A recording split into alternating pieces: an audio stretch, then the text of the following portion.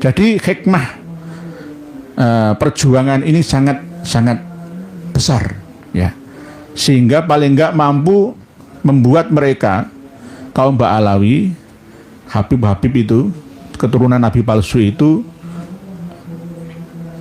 mau muhasabah diri, mau menyadari bahwa perilaku mereka, walaupun tidak semua, oknum mayoritas lah ya, di antara mereka itu keliru, keta-kete, metantang-metenteng di negeri orang, ya.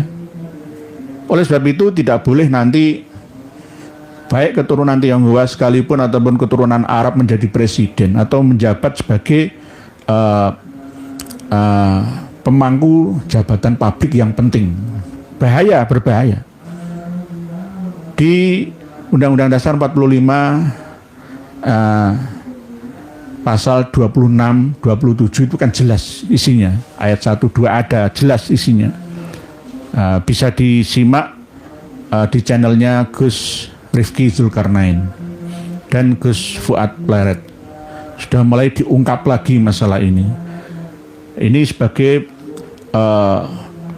bukti bakti kita terhadap negeri ini. Kalau tidak, maka anak cucu kita akan menjadi budak di negeri sendiri. Sama seperti suku Maori di New Zealand, suku Aborigin di Australia, suku Indian di Amerika Serikat sana. Suku-suku Indian Arya yang ada di Amerika Selatan, Amerika Utara sana. Sama seperti Palestina yang dikuasai oleh Israel sana. Dulu sebelum tahun 1947, sebelum Perang Dunia Pertama, Israel kan belum berdiri ya. Arab Palestina ya aman, nyaman, damai. Ketika berduyun-duyun bertahap Yahudi dari Eropa pindah ke Palestina, penduduk Arab Palestina ya welcome saja. Monggo silahkan berdampingan dengan kita. Lama-lama penduduk asli terusir dari negerinya, dari rumahnya sendiri. Assalamualaikum warahmatullahi wabarakatuh. Alhamdulillah kita bertemu lagi di channel Umat Cerdas Official ini. Langsung saja kita simak videonya dulu. Kita malam hari ini akan mengupas tentang sejarah Sultan atau pembesar Kesultanan Al-Qadriyah Pontianak yang bernama Sultan Hamid II. Sultan Hamid II ini sudah sering kita dengar informasinya, kita lihat sepak terjangnya. Sebenarnya ada sisi baiknya, tapi juga ada tidak baiknya. Bagaimana kita mensikapinya? Ya, ambillah yang baik, tinggalkan yang buruk. Tidak usah kita tiru keburukannya. Beliau Sultan Hamid II memang ya yang pertama kali mengusulkan, ya, bukan menciptakan, mengusulkan lambang negara kita, burung Garuda, tetapi tidak seperti burung Garuda yang sekarang kita lihat, ya. Ini sudah disempurnakan oleh beberapa orang atas restu dari Presiden Soekarno. Kita akan tetap objektif sekaligus selektif. Ada sisi baik seseorang juga kita tidak boleh mengingkarinya. Tapi di sisi yang lain, sifat negatif itu jangan kita tiru, tidak boleh kita menirunya. Di antaranya adalah apa yang telah dilakukan, pengkhianatan yang dilakukan oleh Syarif Hamid Al-Qadri, Sultan Pontianak. Ini jelas, ya, tidak bisa dibantah lagi karena data yang berbicara. Tidak hanya tulisan, tapi juga ada lisan dan ada fakta videonya bahwa Sultan Hamid ini sebagai ajudannya Ratu Wilhelmina.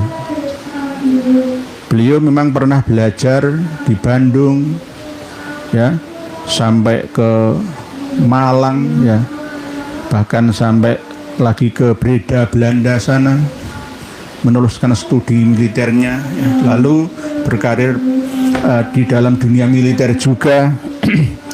Dan memang nada bicara sekaligus face-nya itu orang yang mudah bergaul dengan siapa saja, sehingga menarik ya untuk diajak bicara. Namun di sisi yang lain, beliau memiliki cita-cita ingin berkuasa, dan bahkan tidak ingin presiden pertama kita Soekarno menjadi Presiden Republik Indonesia Serikat dulu, ya, lalu menjadi Negara Kesatuan Republik Indonesia, yang akhirnya tidak hanya perilaku beliau yang berjuang ingin berkuasa di Nusantara Indonesia Raya, tetapi juga sampai melobi Liga Arab yang ada di Timur Tengah sana untuk tidak mendukung kemerdekaan Indonesia. Karena Sultan Hamid ini bercita-cita ingin mendirikan negara federal, negara bagian. Di antaranya terakhir kali permintaannya adalah diakuinya daerah istimewa Kalimantan Barat, yang akhirnya dengan berbagai macam cara beliau tempuh untuk memperolehnya, sampai jika ditimbang ya lebih mendekat kepada Pak Karno dan kawan-kawan seperjuangannya, atau dekat dengan Ratu Wilhelmina dan kepada Belanda sana. Lebih berat, ya, berteman, ya, lebih memilih berkawan dengan orang-orang Belanda.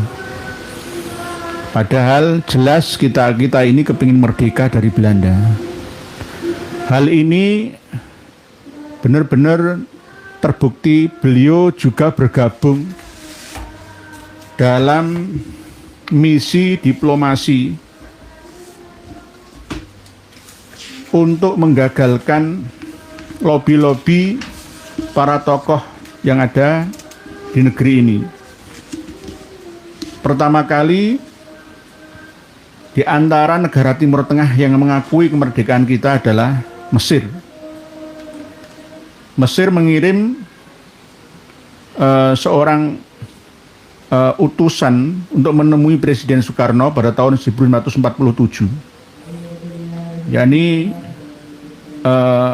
Konsul Jenderal Mesir yang ada di Bombay, India, Muhammad Abdul Mun'im, diutus menemui Bung Karno menyampaikan dukungan pemerintah Mesir dan Liga Arab kepada kemerdekaan Indonesia. Indonesia lalu membalas kunjungan tersebut dengan mengutus Haji Agus Salim. Begitu juga anggotanya ada Pak Rasidi, Nazir Pamuncak, dan Abdurrahman Baswedan. Kalau Abdurrahman Baswedan dari Surabaya ini nasionalis. Tidak banyak dari kalangan Arab, Ba'alawi, dan non-Ba'alawi yang ingin, ya, Indonesia merdeka. Tapi mayoritas, mohon maaf ini fakta sejarah lah, ya, tidak ingin Indonesia merdeka. Abdurrahman Baswedan ini yang mendirikan Partai Arab, ya, Indonesia. Tapi akhirnya tercium, ya, utusan ini datang ke sana mau digagalkan. Ketika Haji Agus Salim bertemu dengan Menteri Luar Negeri Mesir, Nokrashi Pasha, menandatangani perjanjian persahabatan politik dan perdagangan Indonesia Mesir, Sultan Hamid II, ya, ini jangan sampai orang-orang Indonesia bergerak mencari dukungan di Timur Tengah sana. Ini atas usulan dari Belanda, utusan, ya, mengetahui Indonesia mengirim delegasinya ke Mesir dan negara-negara Arab, Belanda berusaha menghalanginya dengan menggunakan orang-orang keturunan Arab sendiri. Jadi Belanda memang sudah sejak lama, ya, mesra kerjasama dengan khususnya Ba'alawi, ya, tidak hanya Ba'alawi saja, tetapi juga dari kalangan Arab Hadromi. Ini jelas, ya, Belanda lebih memilih orang-orang keturunan Arab daripada orang-orang Indonesia yang mereka katakan sebagai orang yang berbahaya. Terus akhirnya Belanda juga menyebarluaskan berita, ya. Dulu surat kabar itu kan mahal harganya. Berita-berita tentang tidak didukungnya Indonesia merdeka oleh negara-negara Timur Tengah atau Liga Arab sana. Terus ada lagi, akhirnya Belanda menempatkan Salim Al-Atas sebagai atase pada kedutaan besar Belanda di Kairo. Salim Al-Atas itu siapa? Ya Ba'alawi.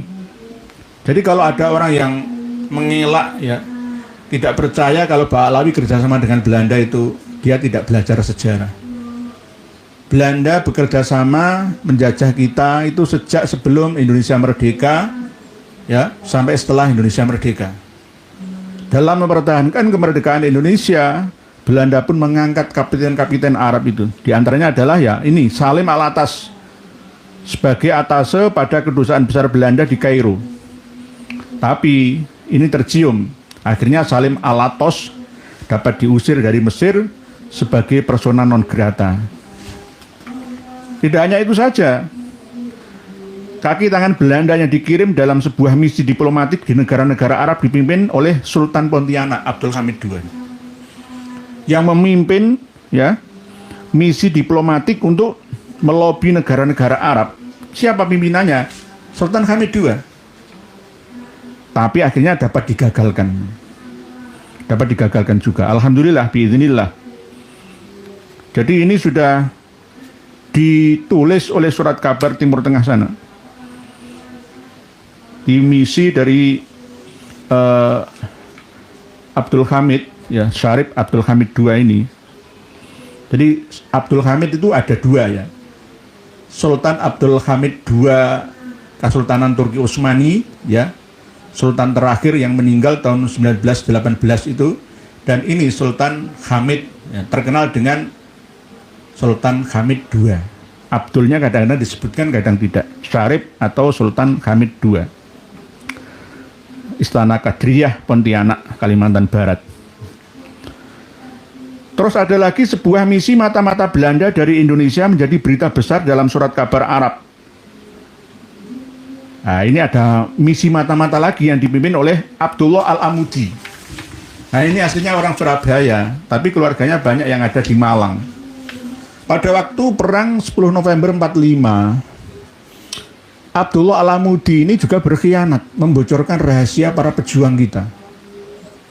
Persembunyian senjata hasil rampasan dari Jepang yang disimpan di Langgar Nyamplungan, ya, dekat Ngampel, ya, itu dibocorkan mata-matanya Abdullah Al-Amudi ini. Al-Amudi itu siapa? Al-Amudi itu bukan Ba'alawi, tetapi sangat mesra dengan Ba'alawi sejak dulu kala. Ada ceritanya kan, guru dan kawannya Al-Faqihil Muqaddam yang bernama Syekh Sa'ad bin Isa Al-Amudi itu, ya, termasuk diantaranya yang dikirimi surat oleh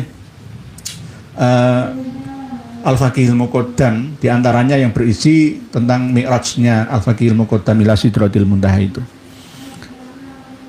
Syekh Sa'ad bin Isa Al-Amudi, nanti marga Al-Amudi itu keturunan dari Abu Bakar As-Siddiq yang ada di Yaman dan sekitarnya, tidak ada di Yaman saja, banyak. Nanti marga Al-Amudi. Lah marga Al-Amudi ini sendiri sebenarnya megelnoati. Jenengan lihat di sekitar Makbaroh Sunan Bonang, Kauman, Tuban, itu banyak tulisan Al-Amudi, Al-Amudi, yaitu, ya ini sama dengan rekannya Abdullah Al-Amudi. Sampai-sampai keluarga Al-Amudi yang ada di Malang itu malu. kenapa Abdullah Alamudi lebih membela Belanda. Karena memang akan diberi kekuasaan ya. Kayak kalau sekarang ya Kapolres Tabes lah ya. Pada waktu kita berjibaku melawan Nica ya, sekutu Belanda Inggris ya, Gurkha, justru Abdullah Alamudi ini menikam dari belakang, mendirikan sekelas kepolisian sendiri untuk mengawasi, memata-matai para pejuang kita. Banyak kiai-kiai yang keluar dari Surabaya dibeletik sampai kemana-mana. Ada yang dibeletik sampai Jombang, sampai Lumajang, sampai Jember. Bersembunyi kiai-kiai atau tokoh-tokoh perjuangan kita. Senjata hasil rampasan Jepang yang disimpan di Langgar Nyamplungan itu akhirnya dirampas oleh Gurkha, tentara dari Nepal, India itu. Tidak hanya itu saja, tempat-tempat persembunyian para pejuang kita ya, dari Hezbollah ya, macam-macam fraksi-fraksi pejuang kita, ada yang dari Madura, dari mana saja, dari Sulawesi, ada yang bersembunyi di bawah Langgar Gipo.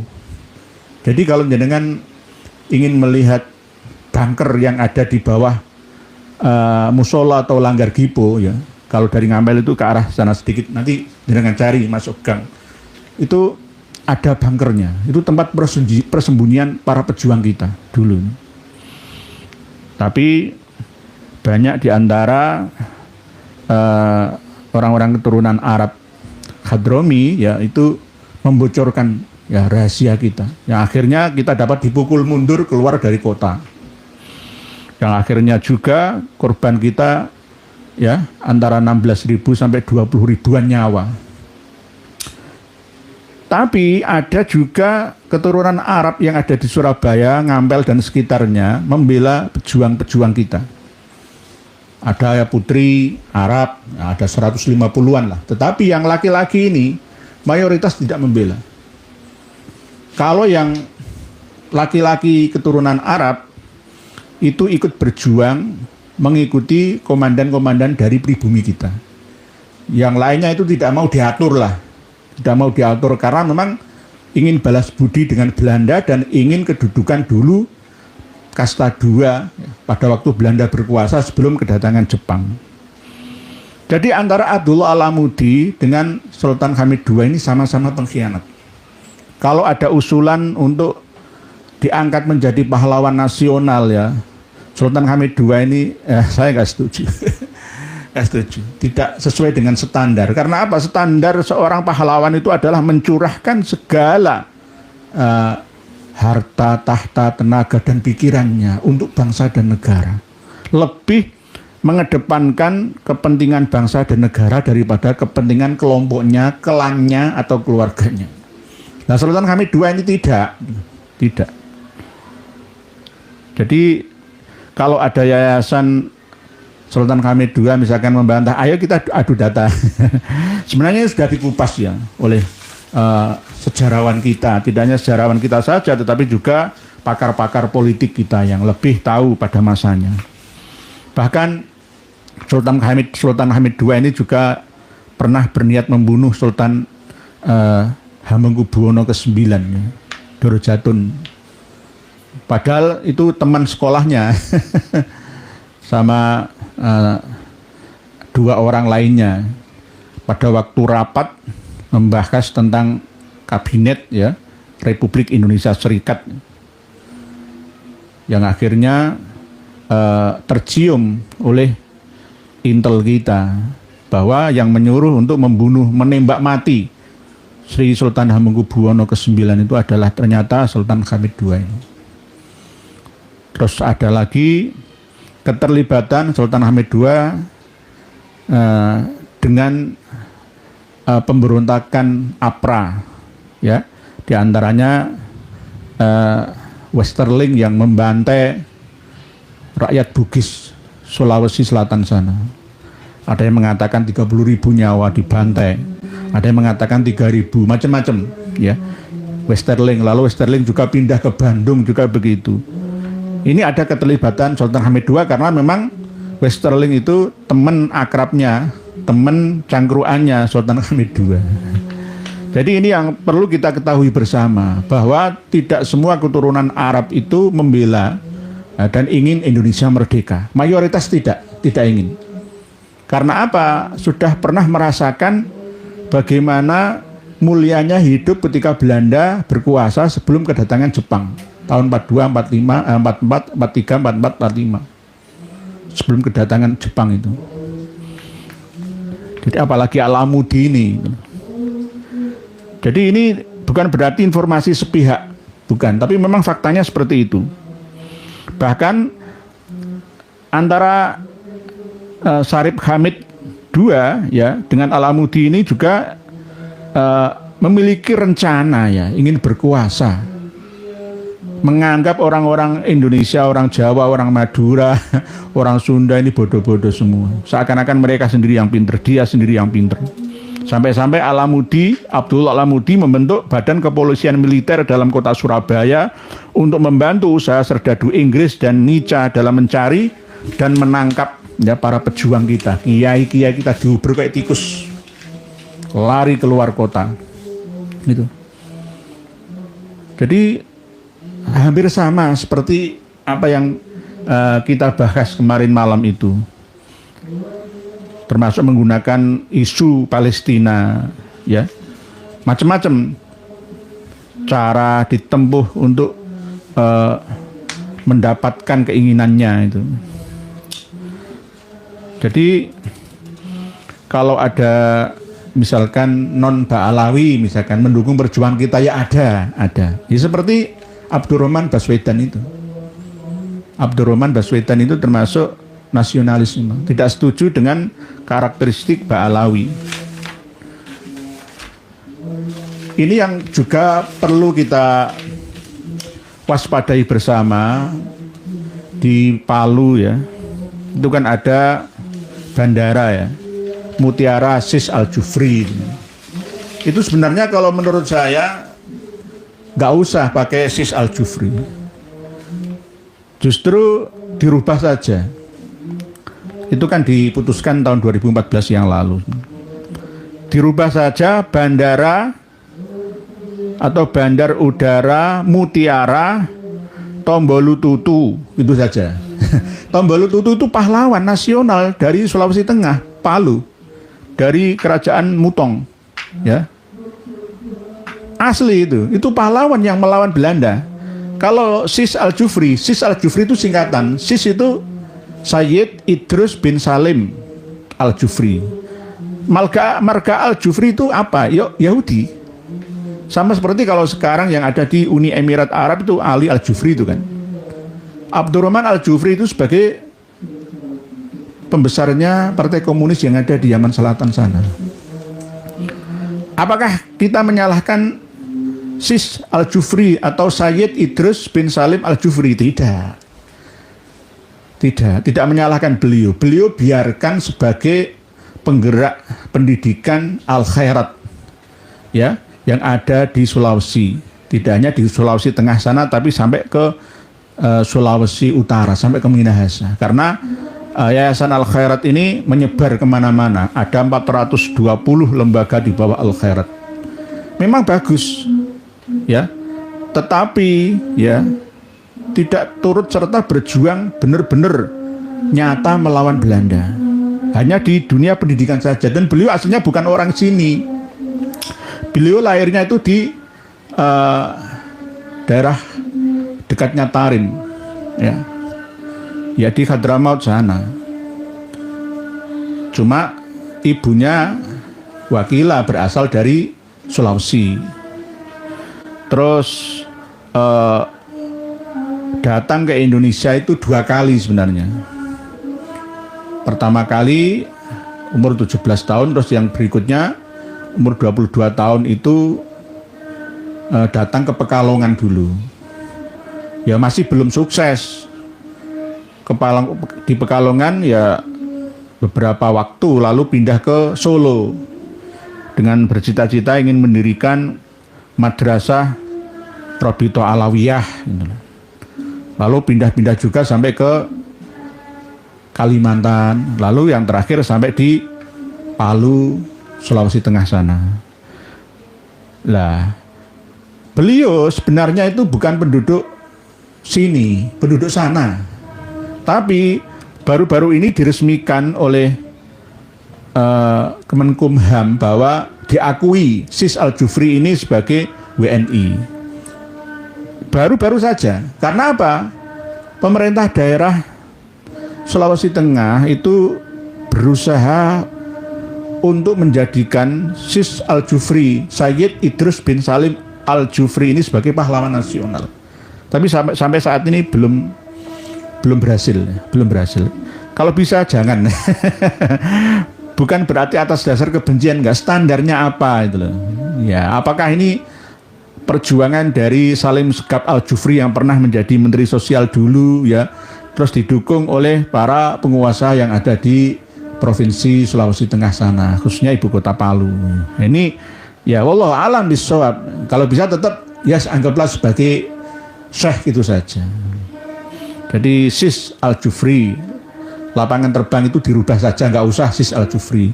Lapangan terbang atau Bandara Mutiara Palu gitu saja, atau Bandar Udara Mutiara Tombolututu ya, Palu. Nah, itu pas karena memang Tombolututu ini adalah pahlawan nasional yang berasal dari kerajaan Mutong ya, Sulawesi Tengah sana. Parigi Mutong itu loh ya. Jadi ini jelas ya, kalau kita tidak tegas maka semua nanti akan dirampas. Oleh sebab itu kita harus berhati-hati, jangan sampai nanti ada pelabuhan juga yang bernama Assegaf ya. Ada lagi nanti terminal bis Al-Atos ya, dan lain sebagainya. Nanti kita akan sama seperti suku aborigin di Australia, sama seperti suku Maori di Selandia Baru atau New Zealand. Kita akan asing di negeri sendiri. Hati-hati. Alhamdulillah Abdullah Al-Amudi ini ternyata diketahui oleh intel-intel kita, yang akhirnya ya tetap itu sebagai pengkhianat. Begitu juga Sultan Hamid II juga sebagai pengkhianat, bukan sebagai pahlawan. Awalnya bagus, tapi akhir dan tengahnya tidak bagus. Inilah pesan yang harus kita pertimbangkan ya bersama, bahwa budaya pemikiran yang bukan orang-orang asli Indonesia itu sulit untuk kita baca, karena kita tidak tahu apa yang ada di dalam benaknya.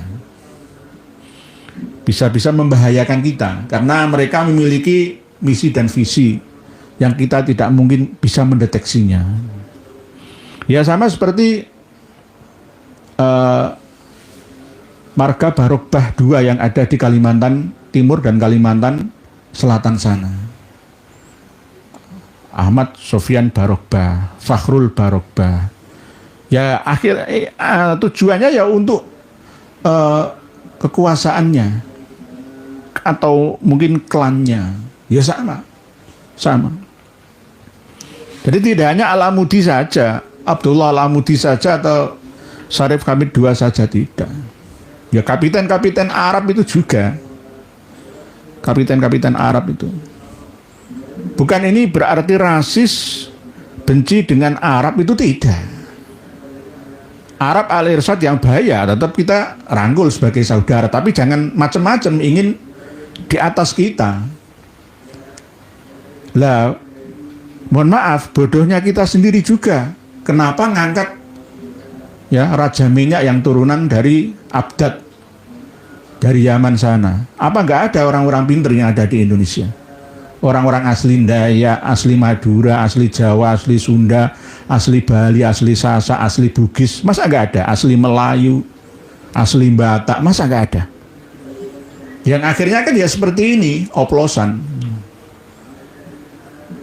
Bisa ratusan triliun ya, bahkan ribuan. Negara dirugikan. Jadi tidak ada jaminan seorang pejabat yang gajinya tinggi terus tidak korupsi, nggak ada jaminan. Karena apa? Manusia itu memiliki karakter kurang dan kurang, hatta zurtumul makobir. Gaji 1 M 1 bulan pun kurang masih. Karena apa? Sebenarnya perut ini kan cuma sekian, tapi karena manusia itu dengan keserakahannya, ya, tafakhurnya, takasurnya, ya maka tidak akan pernah kurang. Sampai-sampai bagiannya orang lain pun dirampasnya. Ya, korupsi itu kan merampas hak orang lain. Gitu. Jadi kita harus hati-hati dan waspada. Kalau tidak hati-hati ya sama seperti teman-teman kita di Surabaya 16.000 sampai 20.000-an diberondong, dibomi dari Tanjung Perak sana oleh Inggris, ya, ditembaki, ya, oleh Gurkha, Nepal, India, Nica sekutu Belanda, Inggris, ya, gak karu-karuan. Ini yang di Surabaya saja, belum yang di tempat lainnya. Karena kuncinya itu di Surabaya. Ultimatum Inggris, hai orang-orang Surabaya, angkat tanganmu, taruh di kepalamu segini, letakkan senjatamu.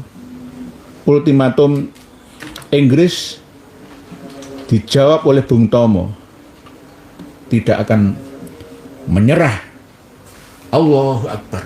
Nah, ya Bung Tomo ini, Bung Tomo, kuncinya Bung Tomo. Walaupun setelah itu antara Pak Karno dengan Bung Tomo ini ada crash enggak? Ya, antara Bung Tomo dengan Pak Harto ada crash, itu wajar lah, ya. Perbedaan itu wajar, ya. Ya bisa juga ya rebutan kekuasaan atau rebutan pengaruh kue, ya bisa juga rebutan nama juga bisa. Itu dimanapun juga ada seperti itu. Jangan sampai terjadi, ya. Yang kedua kali Indonesia akan gagal menjadi sebuah negara yang benar-benar melindungi tumpah darah, ya, dan juga harkat dan martabatnya di negerinya sendiri. Bahaya. Oleh sebab itu ada gerakan dari kawan-kawan kita untuk meninjau kembali status kewarganegaraan keturunan Arab. Tidak hanya keturunan Arab saja, keturunan Tionghoa juga. Tapi keturunan Tionghoa waktu itu mau registrasi lagi. Tapi yang keturunan Arab ini kan merasa tinggi hati, ya, nggak mau. Gengsi. Mau di negeri orang kok nggak mau tunduk sama aturan di negeri dia berpijak berdiri. Itu kan ya aneh, ya. Aneh. Ya, karena apa? Keangkuhan. Merasa dirinya sebagai Sayyid Syarif keturunan Nabi, yang akhirnya keta-kete sampai sekarang ini. Jika tidak diingatkan, tidak ada gerakan seperti ini, maka keturunan-keturunan Arab ini akan mendominasi dan menguasai. Karena mayoritas penduduk negeri ini Islam, ya, sebagai alat senjata tunggangan untuk menundukkan kita. Karena mereka sudah mengaku dirinya sebagai cucu Nabi kita. Terus mau apa lagi, ya? Umat kalangan bawah, masyarakat kalangan bawah ya mengikuti. Lawang kiai-kiainya saja, ustadz-ustadznya saja juga mengikuti, kok apalagi yang di bawahnya. Jadi hikmah perjuangan ini sangat besar, ya. Sehingga paling enggak mampu membuat mereka kaum Ba'alawi, Habib-Habib itu, keturunan Nabi palsu itu, mau muhasabah diri, mau menyadari bahwa perilaku mereka, walaupun tidak semua, oknum mayoritas lah, ya, di antara mereka itu keliru. Keta-kete metantang-metenteng di negeri orang, ya. Oleh sebab itu tidak boleh nanti baik keturunan Tionghoa sekalipun ataupun keturunan Arab menjadi presiden atau menjabat sebagai pemangku jabatan publik yang penting. Bahaya, berbahaya. Di Undang-Undang Dasar 45 pasal 26, 27 itu kan jelas isinya. Ayat 1, 2 ada jelas isinya.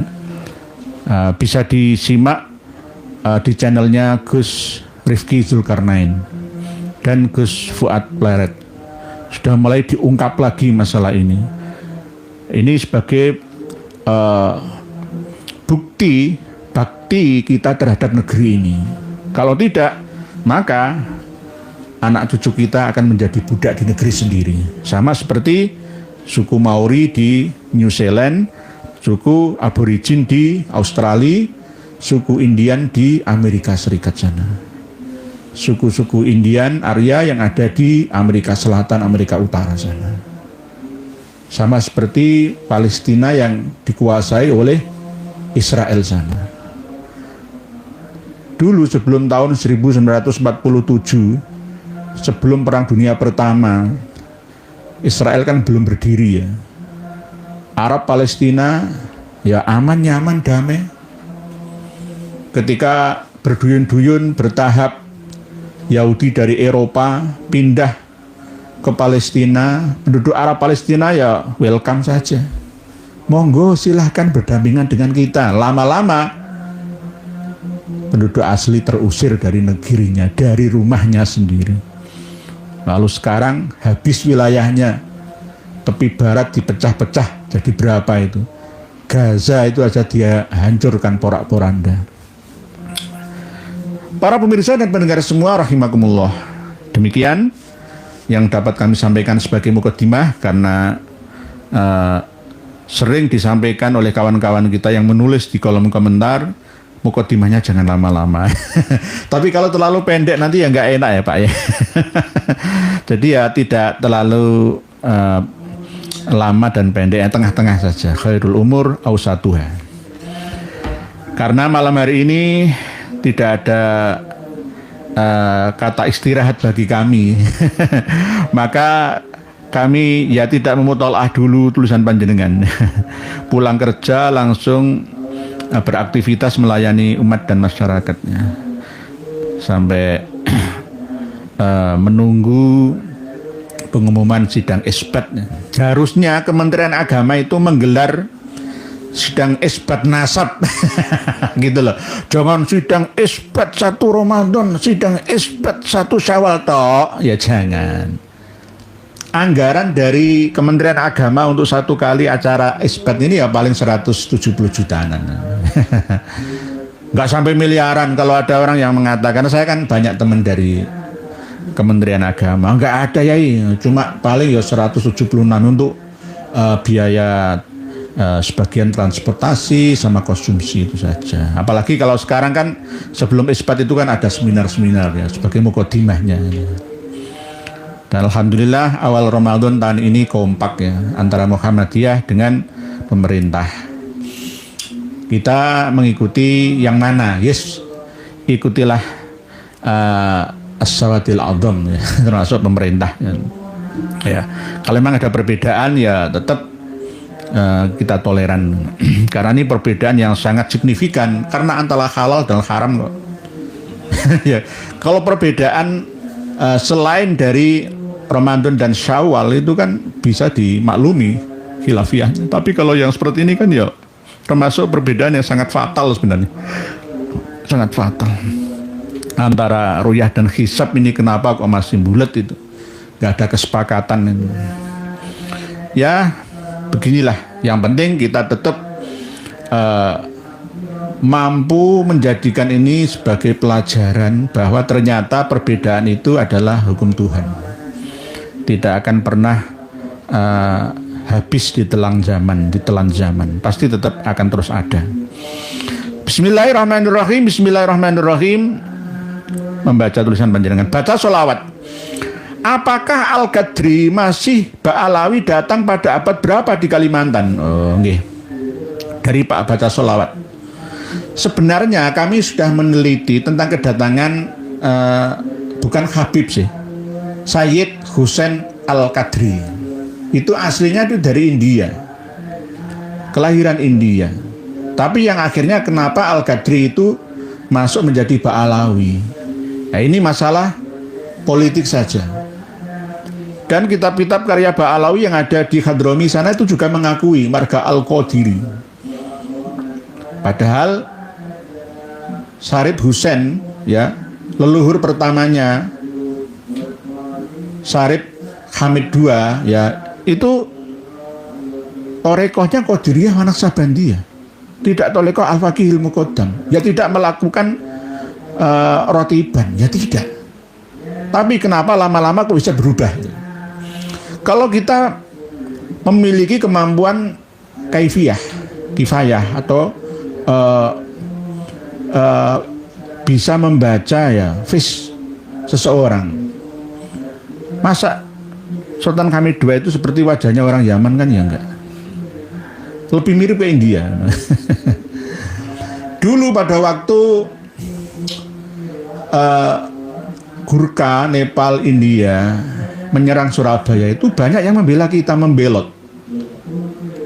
Karena apa? Kasihan dengan sesama umat Islam. Yang mereka juga agamanya Islam ya.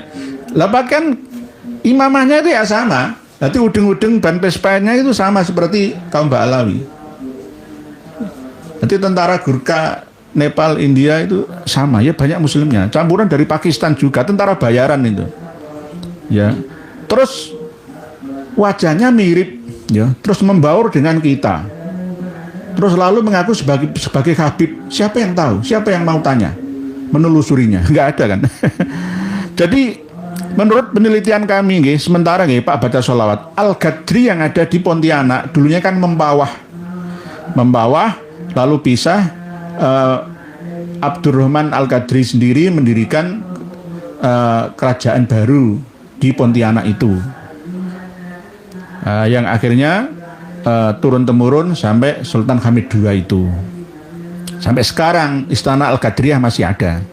Kemarin Menteri Kebudayaan kita Kang Mas Fadlidzon itu mengunjungi sana ya, dan akan membantu ya biaya perawatan istananya. Jadi begitu. Datang pada abad berapa? Abad 18. Termasuk gelombang-gelombang pertama dan kedua. Kalau yang gelombang-gelombang terakhir sebelum kedatangan Jepang ini kan gelombang ketiga. Gelombang ketiga. Jadi ini perlu kita ketahui bersama, sudah ada hasil tes DNA-nya. Ternyata memang Al-Ghadri itu tidak mirip ke Alawi. Nanti insya Allah akan kami bongkar semua. Jadi lebih mirip ke India memang. Lebih mirip India. Jadi Syarif Hussein Al-Ghadri. Lalu memiliki anak Abdurrahman Al-Ghadri. Abdurrahman akhirnya menurunkan sampai Syarif Muhammad Al-Ghadri, sampai Sultan Hamid ini. Gitu nggih. Jadi jangan sakit hati teman-teman yang ada di Kesultanan Matan, Mempawah atau Pontianak sana. Wah, ini kok dibahas lagi. Ini untuk mencerdaskan kita sebagai bangsa yang merdeka ya, untuk menyampaikan data dan fakta supaya diketahui oleh semua anak bangsa. Gitu nggih. Pak Nurhadi, menjelang puasa, kalangan masyarakat NU selalu membaca niat puasa dengan dilafatkan. Nggih. Aslinya niat itu kan fil kolbi. Adapun talafut melafalkan ya, niat itu hukumnya baik. Bahkan ada yang mengatakan sunnah atau mandubah, karena berisi dzikir lillah ya. Nawaitu saumahudin an adai fardis syahri ramadhani hadhis sanati ya. Itu kan ada nilai dzikirnya ya. Maka an-niyatu fil qalbi wa talaffudzu biha sunnatun. Ini menurut pendapat dari mazhab Syafi'i. Tapi intinya niat itu ada di hati. Lah, orang-orang NU selalu membaca niat puasa dengan dilafatkan. Yang benar itu Ramadhana atau Ramadhani, Pak Yai? Tolong buktikan dengan kitab. Kalau gini ya, nggak persiapan gitu ya serba serba nganu. Ya nggak apa-apa. Buktikan dengan kitab.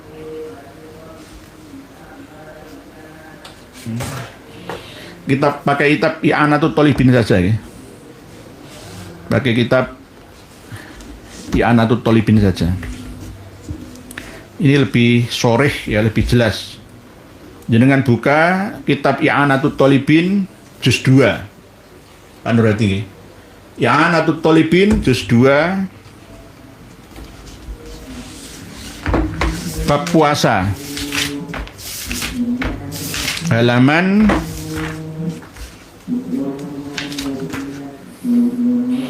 225. Kitab I'anatut Thalibin juz 2 halaman 225 tentang niat puasa. Ada puasa sunnah, ada puasa fardu. Sama-sama lapar dan dahaga dalam satu hari, tapi tergantung niatnya. Terus niat puasa itu, yaitu tadi, berada di dalam hati pelakunya. La wa akmaluha ainiyah. Nawaitu saumagutin. Lah ini ada tuntunannya. Lebih sempurnanya niat itu adalah ucapan nawaitu saumagutin an adai fardi ramadhani hadhihi sanati lillahi ta'ala. Yang benar itu ramadhani, nggih Pak Nuradi, bukan ramadhana. Kalau ada tuntunan lafadz niat ramadhana jangan diikuti. Ramadhani. Karena apa? Ramadhana itu isim ghairu munsharif. Jernya itu dengan dibaca fathah itu jika tidak disandarkan ke kalimah setelahnya, tidak diidhofahkan atau tidak ada alnya. Di dalam alfiyah itu kan ada kaidahnya, wajurro bil fathati mala yang sorif malam yudhof au yaku ba'da al rodif. Jadi ini halaman 225 ini lebih presisi. Wa akmaluha utawi luweh sempurnane lafale niat. Ai niati tegese niat. Iku nawaitu saumagutin, nawaitu niat sapa ingsun saumagutin ing poso sesuk. Ya malam ini kan. An adai fardi ramadhani saking nekani fardune bulan Ramadan bil jarri ramadhani bil jarri diwaca jar wajurra li idhofatihi krana idhofahe ramadhani 5 maring kalimah ba'dahu kang sause ramadhani, yakni hadhihi sanati. Hadhihi isim isyarah lillahi ta'ala. Jadi dibaca jar ramadhani itu tidak boleh nawaitu saumagutin an adai fardhi syahri ramadhana. Gak bisa, karena puasa ada sekarang ini itu ramadhani hadhihi sanati, bukan Ramadan yang lalu. Itu bukan ada, berarti itu namanya qadha namanya. Lah ini diterangkan bukan di hasyiahnya ya I'anatut Thalibin, yang di dalamnya ini dibaca kasroh. Sebentar, qauluhu saumagutin huwa al-yaumul ladzi yali al-lailatal lati nawafiha. Saumagutin itu ya besok ya. Sedangkan saya besok puasa. Niatnya harus malam ini sebelum imsak ya. Yakni hari yang akan datang dimulai dari malam ini diniatkan. Qauluhu an adai fardhi ramadhani qala fin nihayah. Yugni an dzikril adai ayakul an hadar Ramadan. Nek hadar Ramadan ya hadar Ramadhani. Qauluhu bil jarri li idhofatihi lima ba'dahu ay yuqra'u Ramadan bil jarri bil kasrati. Ya. Berarti jarnya bukan dengan fathah. Bil kasrati. Ya ini halaman 225 keterangan tentang fardhi Ramadhani ay yuqra'u ramadhani bil jarri bil kasrati liqaunihi mudhofan ila ma ba'dahu wa huwa ismul isyarah hadhihi. Jadi kadang-kadang kan ya setahun sekali ya lupa ingat mesti diulang-ulangi, mesti mayoritas itu Ramadhana, mesti gitu. Ramadhani nih ingat-ingat nggih. Nawaitu saumagutin an adai fardhi ramadhani hadhihi sanati ramadhani hadhihi sanati. Ada yang memang yang memperbolehkan Ramadhana tapi dipisah, nggak diidhofahkan ke isim isyarah hadi. Ya nggak bisa. Nggak bisanya apa? Ya dipisah berarti Ramadan kapan?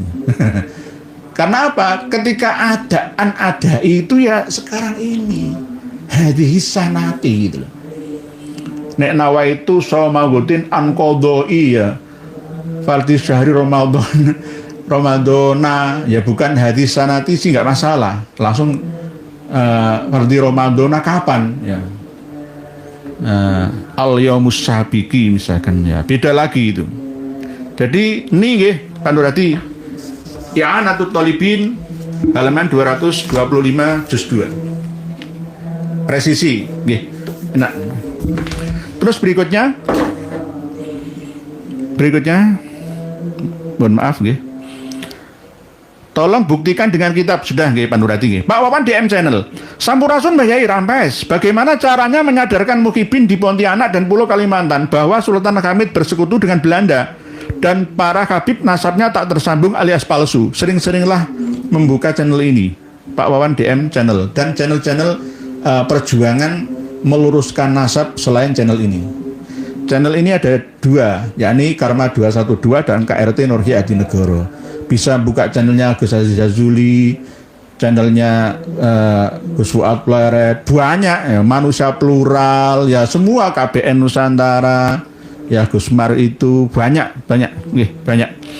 Jadi caranya yaitu suruh buka atau kirim video-video kita ke mereka. Karena nanti dikira panjenengan ada rasa iri dengki atau sakit hati atau mungkin dikira sebagai musyrik atau oh kafir itu. Nanti jangan dituduh macam-macam malah nggih. Jadi begitu nggih.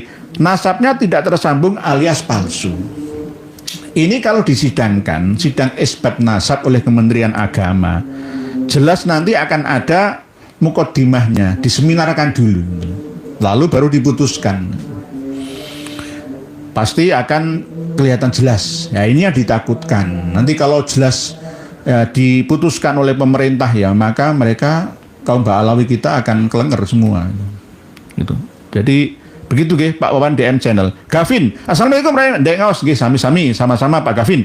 Pak Roni Effendi, assalamualaikum ya. Kita harus terus menyuarakan kebenaran sejarah. Jangan sampai para pengkhianat bangsa malah dijadikan pahlawan nasional nggih. Harus terus disuarakan Pak Roni Effendi, karena sejarah itu bisa dirubah tergantung siapa yang memiliki pengaruh di masyarakat, apalagi jamaah. Sama seperti informasi yang selama ini dimakan mentah ya oleh teman-teman kita yang ada ya di Suriah ya, dan di kalangan muslimah, mukminah ya. Ya begitu. Mengakui bahwa Habaib Ba'alawi itu adalah duriyah dari Rasulullah. Tetapi ternyata salah kaprah. Lah, ini kalau tidak ada yang menyuarakan seperti ini, ya tidak ada orang yang menulis seperti panjenengan ini, tidak ada perjuangan seperti ini, ya maka terus menerus akan dianggap sebagai hal yang lumrah. Tidak salah itu. Nggih. Jangan sampai ya nanti Sis atau Sayyid Idrus bin Salim Al-Jufri menjadi pahlawan nasional atau Sultan Hamid II menjadi pahlawan nasional. Jangan dilihat dari jasanya menciptakan lambang negara kita burung Garuda, tidak, burung Garudanya tidak seperti itu. Ya, disempurnakan lagi oleh teman-teman dari Muhammad Yamin dan lain-lain. Jadi tidak sama. Sekali lagi Sultan Pontianak ya, Al-Qadri, Sultan Kesultanan Al-Qadriyah Pontianak itu ya waktu ini loh, yang dulunya kami nggak mengungkit ya, tapi kerjasama dengan Belanda memang. Di antaranya ya menjadi ajudan resmi kesayangan Ratu Wilhelmina itu. Di saat kita diberondongi senjata ya, diuber-uber kayak tikus oleh Belanda, agresi militer Belanda pertama kedua, malah justru Farid Hamid II ya foya-foya di Belanda sana. Apalagi tadi termasuk mengutus kalangan dari mata-mata ya, tidak hanya dari Ba'alawi tapi juga berasal dari non Ba'alawi juga, untuk menggagalkan lobby-lobby orang-orang kita di Liga Arab sana. Jadi tidak hanya dari Ba'alawi, ada 4 anggota dari utusan Sultan Pontianak Abdul Hamid II ini. Yakni ada dari marga Sungkar juga. Dari marga Sungkar ada dari Ahmad Marta juga. Ahmad Marta. Jadi kalau sekarang ada yang martak-martak waktu demo itu ya jangan bangga dulu. Jadi marga Marta, ada baju ber juga, baju ber. Ya, baju ber. Jadi ada Sungkar, ada baju ber, ada Marta juga. Ini non Ba'alawi. Ya turut serta bersekutu dengan Belanda untuk menggagalkan dukungan kemerdekaan terhadap Indonesia yang berasal dari negara-negara Liga Arab sana. Salim Alatas itu siapa? Ya ini utusan atas kedutaan besar Belanda di Kairo. Siapa Salim Alatas? Yo Habib. Nggak ada Alatas itu, nggak Habib. Yo Habib. Jadi ini, okay, yang terlihat sebagai nasionalis yaitu Abdurrahman Baswedan yang kaya raya, menguasai properti-properti yang ada di Surabaya. UNER itu dulunya ya dari keluarganya Abdurrahman Baswedan atau Baswedan itu. Baswedan. Jadi kalau misalkan kita melihat Anies Baswedan itu tidak terlalu ke Arab-Araban itu ya memang ya memang leluhur Baswedan itu banyak setia. Kita ini berada di negeri orang. Sebagai tamu ya harus mengangkat derajat tuan rumah, menghormati tuan rumah. Begitu gitu loh. Gitu nggih, Pak Roni Effendi nggih. Nggih. Jadi tadi nggih Pak Roni Effendi saya usul bandar udara atau bandara Mutiara Palu, jangan SIS Al-Jufri. Bandara Palu, Mutiara Tombolututu. Nah, gitu. Pahlawan Sulawesi Tengah sana. Jangan pakai Sayyid Idrus bin Salim Al-Jufri, SIS, SIS itu SIS. Nanti lama-lama, ayo orang Hadrami datang semua ke Palu. Puro Sulawesi itu nggak banyak manusianya, ayo datang berbondong-bondong ke sana. Nah, ini termasuk memang perjuangannya, itu guru tua, ya guru tua. Habib Idrus bin Salim Al-Jufri itu memang terkenal dengan nama guru tua. Ya perjuangannya cukup banyak memang untuk mencerdaskan rakyat Sulawesi sana. Memang besar ya kami akui, tapi nggak layak lah untuk diangkat sebagai pahlawan nasional karena beliau bukan asli orang pribumi Indonesia. Nggih. Lahirnya juga tidak di sini, orang tuanya juga tidak asli sini. Nggih. Pak Roni Effendi nggih. Bu Zainzeta, Assalamualaikum. Waalaikumsalam. Sepertinya kaum Ba'alawi itu banyak sekali yang hebatnya tipu-tipu nggih. Misal Rotib Al-Haddad dan kitab Sulam Taufik dari Habib Al-Haddad. Ada bau-bau plagiat atau mengaku-ngaku karya orang lain nggih. Nggih. Saya kan sering pesen nggih Bu Zainzeta. Kita harus hati-hati waspada terhadap setiap kitab yang dikarang oleh Habaib Ba'alawi atau kitab yang dikarang oleh non Ba'alawi tapi disalin ulang oleh Ba'alawi, ditahqiq ulang oleh Ba'alawi, atau kitab karya non Ba'alawi tapi atas permintaan dari kalangan Ba'alawi, atau dari karena hubungan pertemanan atau hubungan persaudaraan, hubungan kekerabatan. Ya sama seperti kitab Ar-Raudhul Jali, ya sama seperti kitab Al-Imamul Muhajir, ya, yang dikarang oleh Kiai Haji Abdullah bin Nuh dari Cianjur itu. Nggih, begitu nggih Bu Zainzeta. Kita harus hati-hati Bu Zainzeta. Hati-hati, waspada, teliti. Sama seperti kitab Bugiyatul Mustarsyidin, ya. Kita harus meneliti lagi kitab Risalatul Mu'awana, kitab Nashihud Diniyah. Kalau kitab-kitab nasab dan sejarah itu mudah untuk kita menelitinya. Tapi yang sulit itu kitab-kitab tentang fikih dan tasawuf, akidah, fikih dan tasawuf. Itu yang paling kadang-kadang itu mirip-mirip itu sebenarnya. Mirip-mirip Ahlussunnah wal Jamaah. Mirip madhab Asy'ariyah, ya, Maturidiyah dalam akidah. Syariahnya mirip madhab Syafi'iyah, ya, tasawufnya mirip Al-Qadiriyah itu. mirip Syekh Abdul Qadir Al-Jailani torekohnya, padahal tidak itu loh. Nggih. Harus hati-hati nggih Bu Sensita. Berikutnya Bu Velpijwis, Salam Yai, melihat keadaan saat ini seluruh dunia akan Indonesia pada waktunya Yai, baik Yaman, Belanda dan lainnya akan ingin menjadi pribumi pada waktunya. Nusantara mercusuar dunia. Nggih, kita harus optimis Bu Velpijwis. Kita harus optimis walaupun harus menunggu 2045 yang akan datang. Indonesia emas, tapi harus dirintis mulai dari sekarang. Kalau ingin benar-benar Indonesia emas ya. Kalau tidak disiapkan dari sekarang, nanti akan menjadi Indonesia besi berkarat. Tidak tembaga kuningan, tapi besi berkarat, gak ada gunanya. Karena apa? Akan dikuasai bangsa lainnya. Hari ini saja coba kita pikir bersama. PHK kawan-kawan kita, innalillahi wa inna ilaihi rojiun.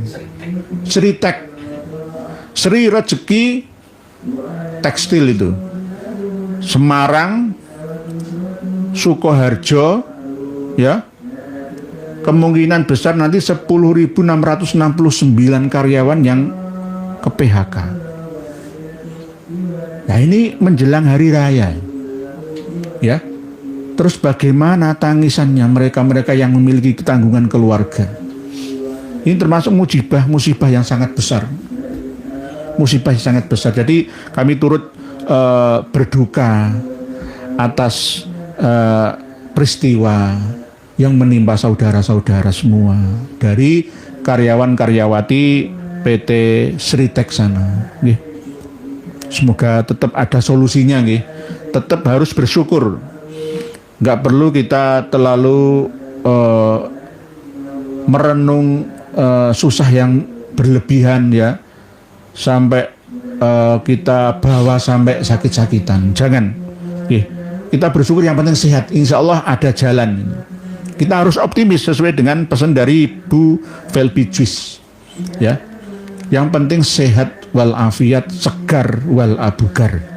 Tetap nanti masalah mencari duit itu kan ya bisa berkala sesuai dengan kebutuhan kita itu. Tetap selama manusia masih hidup ya masih tetap bekerja itu. Begitu Pak Joko Nur, semoga Allah Subhanahu wa taala selalu memberikan kesehatan dan keselamatan yang biaya nureki hati nukuran keluarga besarnya. Amin. Matur suwun Pak Joko Nur wa anta kadzalik. Begitu juga panjenengan sekeluarga matur suwun, terima kasih Pak Joko Nur. Ibu Arfi Fadilah, Assalamualaikum Rai. Setiap dakwah Rasulullah selalu diganggu suku Muhdor. Tapi ketika Rasulullah wafat, mereka mengaku duriyahnya. Apakah mereka itu kaum Ba'alawi? Mohon pencerahannya Yai. Kalau suku Nek Muhdor itu Ba'alawi, Bu Arfi Fadilah. Tapi kalau Muhdor itu ya beda. Tapi kalau yang Muhdor memang jelas. Marga Al-Muhdor itu kan ada dua. Yang pertama itu Umar Al-Muhdor, anaknya Abdurrahman As-Segaf. Kalau yang Umar Al-Muhdor, yang anaknya Abu Bakar bin Salim, itu menurunkan marga Jindan, Al-Muhdor, Al-Hadar, ya. Itu Al-Muhdor yang kedua. Jadi kalau memang sesuai, ya nanti akan kami teliti lagi Bu Arfi Fadilah masalah Bani Muhdor ya. Kalau suku Muhdor, yang Muhdor Ba'alawi ini Ba'alawi. Al-Muhdor. Ya, Umar Al-Muhdor yang menurunkan keturunan bermarga Al-Muhdor, Al-Hadar, Jindan bin Jindan itu, termasuk diantaranya juga Al-Hamid itu juga sama. Al-Hamid bin Jindan, Al-Hadar, ya, termasuk ini susulan lagi. Marga Al-Musawwah itu juga Ba'alawi. Habib Mundir Al-Musawwah yang almarhum kemarin itu ya. Termasuk diantaranya mata-mata yang diutus Belanda bersama dengan Abdullah Al-Amudi itu Al-Musawwah juga. Dari marga Al-Musawwah juga. Jadi begitu. Kalau kita tahu itu setelah Indonesia merdeka loh. Setelah 45 ya dikumandangkan proklamasi. kami bangsa Indonesia dengan ini menyatakan kemerdekaan Indonesia. Hal-hal yang mengenai pemindahan kekuasaan dan lain-lain diselenggarakan dalam tempo yang sesingkat-singkatnya. Nah, itu misalkan kalau sebelum itu dikumandangkan itu nggak apa-apa. Memang dulunya Pak Alawi itu ya membela Belanda. Nah ini sudah merdeka loh ya. Mulai 45 ya 46, 47 sampai 49 konferensi meja bundar itu yang akhirnya menghasilkan Indonesia menjadi negara Republik Indonesia Serikat. Ada negara Madura, ada negara Sumatera Utara, macam-macam ya. Jadi dipecah-pecah oleh Belanda. Oleh sebab itu perjuangan Pak Karno itu juga cukup berat, ya, cukup berat untuk menyatukan seluruh rakyat itu berat. Banyak di antara yang tidak percaya, ya masih ragu-ragu, kita negara baru berdiri ya punya apa? Melarat ya. Yang nyumbang itu justru dari Kesultanan Ngayogyakarta Hadiningrat, dari Aceh juga, ya. Raja-raja Nusantara itu, begitu, Pak Hari Agus. Nanti Ibu Arif Fadilah kami teliti lagi. Kalau Al-Muhdor jelas Pak Alawi. Tapi kalau Al-Muhdor yang mengganggu Rasulullah masih kami teliti. Pak Hari Agus, Assalamualaikum warahmatullahi wabarakatuh. Dari engkau semoga Pak selalu sehat. Amin, amin matursun. Kang Sodikin, nasab dan keturunan nggak bisa menjamin selamat dari api neraka. Yang bisa menjamin selamat dari api neraka ketakwaan kita, amal ibadah kita yang tunduk pada perintah Allah dan Rasulullah. Kanan nggak selamat. Kang Sodikin, nanti akan kami teliti lagi. Kanan itu apakah anaknya Nabi Nuh atau cucunya? Nah, ini kan ya ini namanya revolusioner. Pemahaman terbaru, ya. Kanan, ya.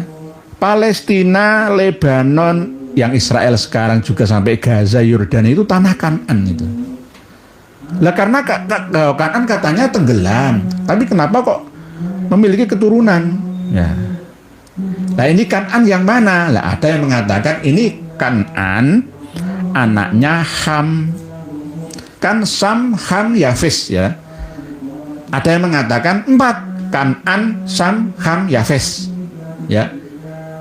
Tapi yang diakui oleh kitab Taurat itu cuma 3, nggak ada Kanan. Kanan itu anaknya Ham. Tapi kalau dalam Islam, Kanan itu anak Nabi Nuh. Kalau di dalam Al-Quran nggak diterangkan namanya. Yang durhaka terhadap Nabi Nuh itu apakah Kanan ini atau Kanan anaknya Ham? Nah ini membingungkan. Ya nanti hampir sama seperti yang disembelih oleh Nabi Ibrahim itu Nabi Ishak ataupun Nabi Ismail. Membingungkan juga kan? Ya nanti kita bahas pada tema yang lain biar tidak numpuk-numpuk, ya, tidak bingung dalam memahaminya. Kang Sodikin. Jadi secara garis besarnya memang Kanan nggak selamat, ya. Itu yang tenggelam. Ya Bunaya itu, dipanggil oleh Nabi Nuh, ya. Ayo masuk ke perahu, ke kapal kita. Nggak mau. Nah, itu Kanan katanya. Kalau di dalam kitab Perjanjian Lama, ya, Kejadian Keluaran, ya, itu nggak tertera cerita seperti itu. Nanti kita bahas lagi, Kang Sodikin. Memang kita jelas meyakini bahwa nasab dan keturunan itu nggak bisa menjamin selamat dari api neraka, tergantung amal perbuatannya masing-masing. Jadi kita tidak boleh mengandalkan aku lo keturunan wong hebat. Enggak. Kalau untuk semangat ya nggak apa-apa, ya. Tapi jangan sampai terus akhirnya merendahkan, meremehkan, menafikan orang lain. Nggak boleh. Apalagi tafakhur, ya, masalah nasab ini. Wah, aku keturunannya, aku. Kamu sopo, bapakmu sopo, kamu sopo. Iku bapakmu lah, kamu. Nggak boleh seperti itu, leres Kang Sodikin. Berikutnya Mas Anom. Mengenai ru'yatul hilal, Yai, mohon diterangkan kenapa selalu saja terjadi polemik mengenai kejelasannya. Padahal Muhammadiyah sudah pasti jauh-jauh hari apakah menentukan hilal serumit itu. Ini kan namanya perkembangan zaman, Mas Anom. Ya ada hikmahnya. Hikmahnya apa? Orang-orang bisa belajar. Orang yang nggak ngerti tentang istilah-istilah dalam sidang isbat itu, ru'yah itu apa ya? Antara ruqyah dengan ru'yah itu beda. Antara ru'yah, ra'yah itu ya beda. Tapi disamakan oleh orang-orang LDI. Ra'yah. Antara ain dengan hamzah itu beda. Ru'yat itu melihat, menganalisa dengan ilmu pengetahuan dan mata telanjang. Itu namanya ru'yah. Misalkan perintah Kanjeng Nabi, sumu li ru'yatihi wa aftiru li ru'yatihi. Puasalah tanggal 1 Ramadan itu karena melihat hilal. Dan berlebaranlah kalian karena juga melihat hilal 1 Syawal. Lah, melihat ini oleh Muhammadiyah dimaknai dengan ilmu pengetahuan. Karena sudah ada metode sebelumnya, yakni hisab itu. Lah, banyak yang berpendapat tidak cukup hisab saja karena saat ini ada alat-alat canggih yang bisa untuk melihat secara langsung. Kenapa tidak untuk kita gunakan? Yang akhirnya ru'yah ini harus digabungkan antara hisab ya dan ru'yah.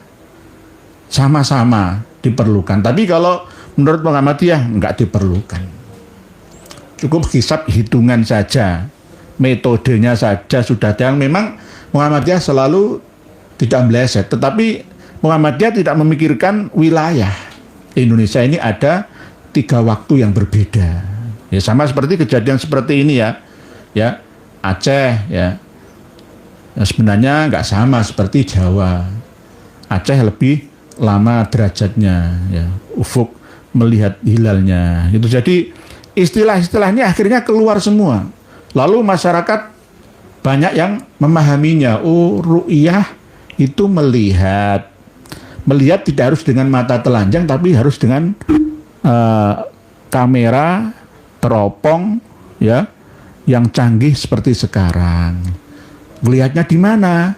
Ya di tempat-tempat yang tinggi, ada 120 tempat ya, yang hari ini ya dijadikan sebagai bahan isbat. Nah ini bagaimana? Ya ini namanya melengkapi antara ilmu klasik dan ilmu modern gitu aja nggih, Mas Hanom nggih. Ya biar ada kegiatan Mas Hanom. Biar Menteri Agama, Binmas, Dirjen Islam sama anggota DPR kita yang ngurusi agama itu ya biar bekerja. Anggarannya biar cair lah ya.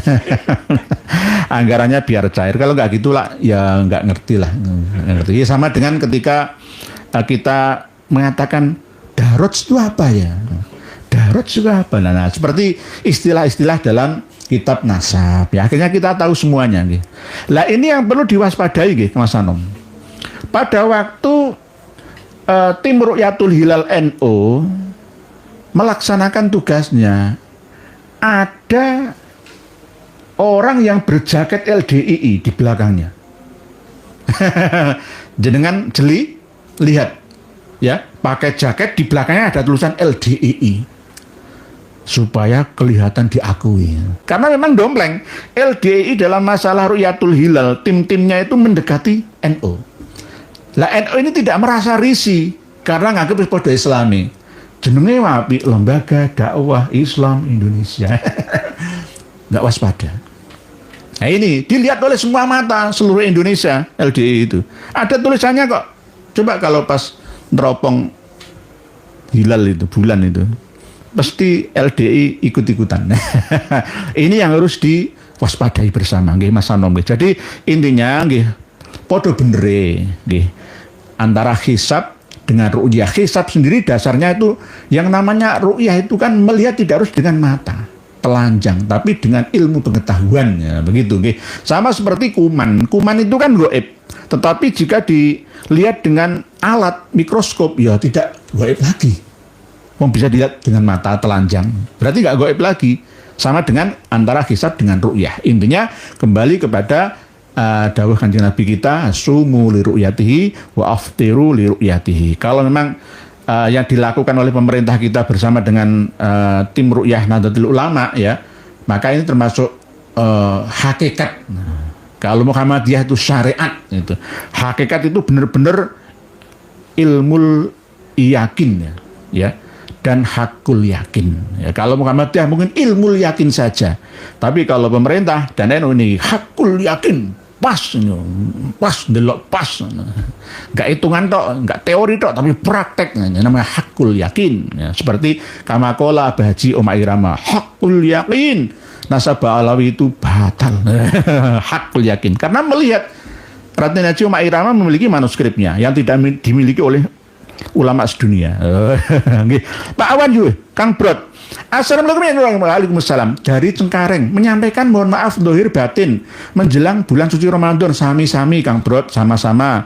Kami juga banyak salahnya, mohon dimaafkan jika ada kesalahan yang kami sengaja atau yang tidak kami sengaja kepada panjenengan semua. Tidak hanya Kang Brot saja, seluruh rakyat Indonesia dan bahkan dunia. Mohon maaf juga kepada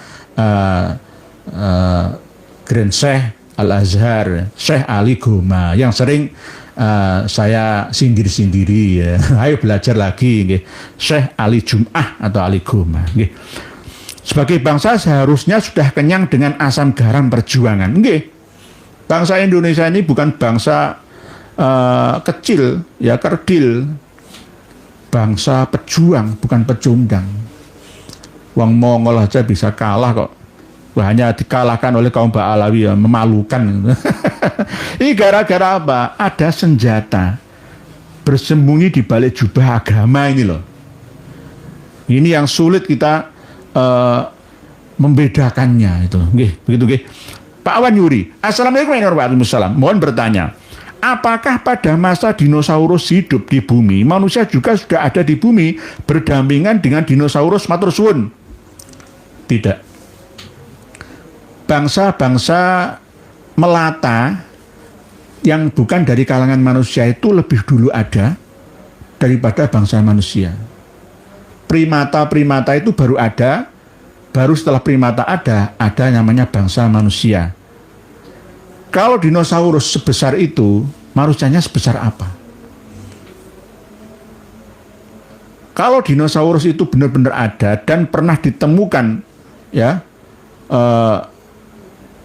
tulang-tulangnya, fosil-fosil nyata aslinya ya, bukan rekaan saja ya, yang sebegitu besarnya ya.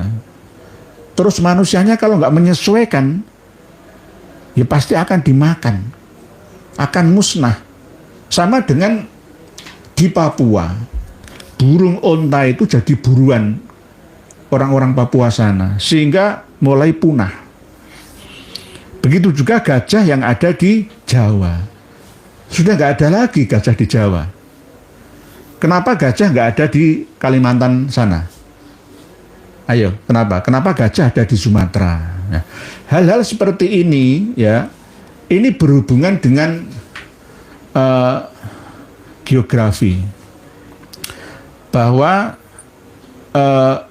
makhluk purba itu semuanya juga sesuai dengan fisiknya. Tidak hanya makhluknya saja yang bernyawa, ya, tetapi juga yang senyawa dan yang tidak bernyawa. Di antara adalah tumbuh-tumbuhan. Kalau kita belajar ilmu alam ya, asal usulnya batu bara itu dari apa? Ya dari pohon-pohonan, ya, yang terbakar hebat, hutan purba, terkubur di bawah lapisan tanah, ya, ratusan juta tahun yang lalu, misalkan di daerah Kalimantan Selatan, misalkan di daerah Kalimantan Timur sana, misalkan ya, yang akhirnya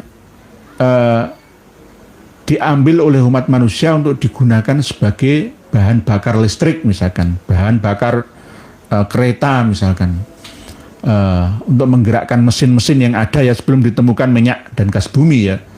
Itu dari mana? Ya berasal dari pohon-pohon purba pada masa lalu. Berarti hewannya juga besar, pohonnya besar, semuanya serba besar. Sama seperti ikan ya sebesar hiu paus biru. Nah itu kan besar, raksasa-raksasa. Kalau sekarang sudah mulai mengecil semua. Komodo itu ya segitu bentuknya, ya. terus antara biawak mak nyambi dengan komodo itu ya sedulur ya segitu, semakin mengecil dan mengecil. Lah manusia itu ada ceritanya pernah tingginya 30 meteran. Ini wallahu a'lam bishawab. Nabi Adam itu katanya ya antara 30 meteran. Ya kan nggak sesuai ya. Itu Adam yang keberapa gitu loh. Kalau Adam yang hidup pada masa hewan-hewan purba ya nggak masalah. Tapi masanya berbeda nggih, Pak Awan Yuri. Tidak berdampingan. Manusia kerdil yang ada di Gua Liang Bua yang ada di Nusa Tenggara sana itu kan ya fosilnya masih ada dan anak cucunya masih ada sampai sekarang. Manusia kerdil itu masih ada sampai sekarang keturunannya. Berarti manusia Homo sapiens Nabi Adam itu ya tidak sebesar makhluk raksasa seperti kaum Ad sana, ya tidak. Ya seperti kita ini ya paling lebih tinggi sedikit lah gitu. Jadi tidak sesuai dengan ya mungkin Adam yang keberapa gitu aja. Mungkin Adam ke 100 atau berapa gitu. Jadi demi berdampingan dengan dinosaurus matur suwun kan? Tidak. Belum ya, lebih duluan dinosaurus ya, Carnosaurus. Pokok bagian urus-urus itu semuanya hewan-hewan purba itu beda masanya. Lalu setelah itu dirusak dengan kiamat kubro, dengan hantaman meteor dari angkasa luar, hancur lagi, direnovasi lagi bumi ini. Terus kiamat kubro itu sudah berjalan berkali-kali di planet bumi kita ini. Jadi nanti suatu saat juga akan terjadi. Tapi masih khalidina fiha abada. Nggih. Lama sekali. Nggih, begitu nggih sementara nggih. Matur suwun Pak Awan Yuri atas informasi yang panjenengan berikan ini. Nggih, Pak APB. Assalamualaikum warahmatullahi wabarakatuh. Apa benar makam Sunan Ampel dihias bunga bak pengantin? Leres. Saya itu males. Kadang-kadang kalau ziarah itu kadang-kadang tak dongakno kok ngene wae. Ilar ruhi almarhum Mbah Sunan Ali Rahmat bin Ibrahim As-Samarkand. Lahumal Fatihah, dua-duanya sekalian. Lah apa ndelok kon nyembah-nyembah kayak wong Yaman dah. Habib itu kalau ada gurunya ya walidnya yang meninggal dunia itu dikasih kamar sendiri, dikumpulkan saudara-saudaranya. Jenengan lihatlah makamnya Habib Hasan Assegaf itu. Dua lampu ya kayak diskotik ya. Dua lampu biru itu loh. Iku piye ta? Piye to? Dipikir bareng-bareng. Jenenge wong mati ya. Orang meninggal dunia itu ya bukan orang beristirahat seperti di dalam kamar hotel. Ya, semakin cepat hancurnya tubuhnya menyatu dengan tanah, air dan udara. Kepanasan, biar kepanasan, nggak usah ditutupi, nggak usah dicungkupi. Nanti saya sudah pesan ke keluarga saya, kalau saya mati jangan dicungkup, biarkan terbuka. Kalau bisa nggak usah dikasih papan nama, saya nggak perlu. Ya. Lo Pak Alawi itu nek mati malah digawi kayak pesta ya. Ono AC ini, langsung ono karpet mewah ya. Kadang-kadang didatangkan musik rebana. Kadang-kadang dijogeti juga, joget-joget juga. Minimal 2 ubupan. Ya. Bukhur namanya. Ki piye to ki? Kanjeng Nabi tidak seperti itu. Makame putranya Kanjeng Nabi di sana tidak seperti itu. Makamnya Sayyidah Khadijah tidak seperti itu. Lah ini ono makame Habib nang Indonesia gitu loh. Ya. Ya. Pitenono, engko nek ana Habib terkenal, Habib Lutfi bin Yahya, Habib Muhammad Rizik Syihab, Habib Taufik meninggal dunia. Titenono, kalau nggak percaya. Wah, langsung nanti akan disanjung-sanjung, diagung-agungkan. Ini namanya Syiah. Syiah Imamiyah sing asli tidak mau seperti ini. Itu hanya pengikutnya saja yang berlebihan, hulu-hulu yang berlebihan. Kalau di Iran itu kan ya sama, wah langsung pernik dikasih kubah. Ya, bukan jubah, kubah di atasnya. Masyhad lah ya. Ya, terus ada porselen mewah, ya, batu-batu berharga lainnya dan dengan lampu-lampu. Piye to ki? Lawang makam itu diagungkan koyok masjid malah. Khataman Quran ya nang makam. Kadang-kadang sholat ya nang makam. Iku piye to ki? Wong jenenge wong mati kula ya istirahat. Tempat peristirahatan terakhir kok isih diganggu terus. Heran aku. Dua sing paling apa ya? Lucu itu ya, dikasih lampu diskotik gitu. Kalau dikasih ya, kalau bunga-bunga itu mungkin untuk hiasan pelepah kurma yang pernah Rasulullah taruh pada waktu beliau berziarah supaya untuk meringankan adab kuburnya orang yang beliau ziarahinya. Tapi tidak berlebihan seperti itu. Maka Mbah Said Ali Rahmat itu dulu-dulu ya tidak seperti itu. Enggak. Ini tugasnya Yai Salim dari Cilacap dan kawan-kawan dari Induriyah Mbah Raden Qasim ini. Enggak bisa diharapkan kalau yang yai yang ada di Ngampel itu kalah pengaruh ya. Kenapa kok saya nggak berani menghancurkan makam itu? Berani saja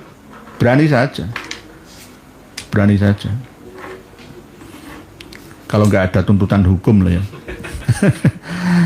Tuntutan hukum nanti insya Allah suatu saat akan kami robohkan itu dengan cara yang elegan. Kembalikan ke aslinya, ke asalnya. Mbah Sunan Ampel itu terbuka. Orang yang sudah meninggal dunia lebih dari 60 tahun itu sudah tidak bisa itu sudah hancur. 100 tahun itu sudah hancur. Jasadnya itu sudah menyatu dengan tanah. Kalau diziarahi oke, untuk mengenang. Aslinya ziarah itu kan litudzakiril akhirah. Untuk mengingat alam akhirat, alam setelah kita mati nanti itu seperti apa. Lalu kita akan mempersiapkan diri untuk mencari bekalnya. Aslinya kan seperti itu, tapi sekarang berbeda. Malah untuk hiburan lah, tabarukan berlebihan lah, untuk pesta-pesta atau ada apa-apa itu loh. Anaknya, saya pesan kepada anaknya Habib Hasan Assegaf ya, 2 anak yang kecil-kecil itu loh yang mata seperti Indoro itu loh ya. Ngaji maneh nak. Nggih. Sakir daulay barang itu loh. Aja melu-melu. Kaya wong Yahudi ku jenenge. Menari-nari di makam. Piye to ki? Dikasih lampu ya, lampu biru-biru itu. Lucu. Ya Allah, naudzubillah. Ajaran opo itu? Ora ono ajaran madzhabul arba'ah seperti itu. Kalau toh makam Imam Syafi'i ya, makam Salahuddin Al-Ayyubi itu dibangun, itu yang bangun bukan beliaunya. Kalau ingin melihat aturan sebuah makam, ya lihatlah kitab-kitabnya. Kitab Al-Muwatta Ibnu Malik misalkan, kitab karya Imam Hanafi, Imam Syafi'i, Imam Hambali, seperti apa? Nggak ada yang pesen, nanti kalau saya sudah mati, tolong kuburan saya itu buat yang mewah, yang tinggi, ya, supaya kelihatan wah, yang memiliki haibah. Saya biar mensyafaati orang-orang yang berziarah. Kecuali leluhur Ba'alawi. Leluhur Ba'alawi ada. Dan lainnya Ba'alawi nggak ada. Yang dari Syiah itu ada Imamiyah sebagian, tapi imam Syiah Imamiyah Itsna Asyiriyah itu tidak seperti itu. Pengikutnya saja yang berlebihan, sama dengan pengikutnya Sayyidina Ali yang berlebihan itu. Nggih, Pak APB. Assalamualaikum warahmatullahi wabarakatuh. Apa benar makam ya sudah tadi nggih? Kok kurang pantas nggih, mboten pantas. Kok kurang, tidak pantas blas. Itu bukan tradisi wali-wali yang ada di Nusantara. Enggak seperti itu. Nggih. Nanti kalau saya buka sesuai dengan penelitian ya, ilmu alam ya, dan bahkan kami cocokkan dengan dawuh Nabi kita nggih, ma bainan nafkhataini arbaun. Antara kematian dengan kebangkitan itu 40. Sahabat Abu Hurairah ini loh yang mendengar langsung dari Rasulullah, tapi nutup-nutupi, khawatir nanti dikatakan sebagai kafir zindik. Nanti kalau saya sampaikan ini berbahaya. Sahabat Abu Hurairah yang meriwayatkan ini itu ngerti aslinya. Tapi ini rahasia. Sama seperti ketika Sayyidah Fatimah Az-Zahra mengatakan bahwa umurnya Nabi itu 120 tahun. Dari siapa itu? Kanjeng Nabi sendiri yang ngendika. Imam At-Tahawi yang meriwayatkan dalam Syarah Muskilul Athar. Gitu. Jadi 40 tahun ya dibuatlah 60, tergantung hisaban yasiro atau hisaban asiro. Orang yang sudah mati 100 tahun itu sudah bangkit. Entah bangkit di alam dunia dimensi 3 manusia kita, atau di dimensi barzah lainnya, atau di tempat lainnya, wallahu alam. Tapi kalau kita kembali kepada konsep akhirat, fiya tahyauna wa fiya tamutuna minatu khurujun, itu ya di sini kebangkit-bangkit lagi, tapi rahasia tidak dapat diteliti kecuali bagi orang yang mampu meneliti. Oleh sebab itu nanti kita akan tahu bahwa bukti dawuh Kanjeng Nabi ini dapat kita saksikan saat ini. Ya, di antara anak-anak kecil kita ini, lihatlah matanya, sorot matanya, lihatlah dahinya, lihatlah siapa dia. Lihatlah manusia-manusia atau anak-anak sekarang ini, umurnya tidak sesuai dengan jiwanya. Kenapa ada pembunuhan? Kenapa ada perkosaan? Kenapa anak kecil usia 3 tahun kok diperkosa? Itu lebih lagi. Ya karena yang dilihat itu bukan 3 tahun. Matanya orang yang memperkosa ini beda. Nah, ini ada berita terbaru nih di Garut. Ada kakek umur 70 tahun itu menikahi gadis umur 20 tahun nih. Ada itu, baru 3 hari yang lalu di Garut. Kakek umur 70 tahun menikahi gadis umur 20 tahun. Ini para jejaka-jejaka akan patah hati ini. Kok bisa loh? Lah, itu ketemu dulunya pernah hidup pada masa lalu, Allah alam. Nanti kita bahas lagi, nanti malah melebar ke Pak APB, nanti nggak masuk. Pak Toko Suryo yang paham sejarah nyambung Kiai, pengkhianat negara, maka anak-anak muda yang nggak paham gampang terkecoh. Nggih, Pak Toko Suryo harus berjuang untuk menyadarkan anak bangsa. Banyak anak bangsa yang terkecoh. Nggih, ketoke apik. Sejarah Sultan Hamid II itu bagus, tapi ternyata nggak sesuai. Nggih, yang ngerti itu yang sepuh-sepuh. Nggih, semisal Pak Ahmad Hendro Priyono, ya, Pak Anhar Gonggong, ya, itu ngerti sejarah sejarawan yang sepuh-sepuh ini ngerti. Lah generasi sekarang itu kalau nggak dikasih tahu lagi ya lupa. Nggih. Pak Rian Handika, Assalamualaikum Waalaikumsalam. Apakah benar ada kitab Ba'alawi yang digunakan banyak pesantren? Ternyata hasil plagiat dari kitab karangan Wali Songo. Mohon dijelaskan, ya, terima kasih. Masalah Sulam Taufik itu, masalah Safinatun Najah itu masih kami periksa. Jadi kami tidak berani menyimpulkan sebelum kami teliti jauh lebih dalam.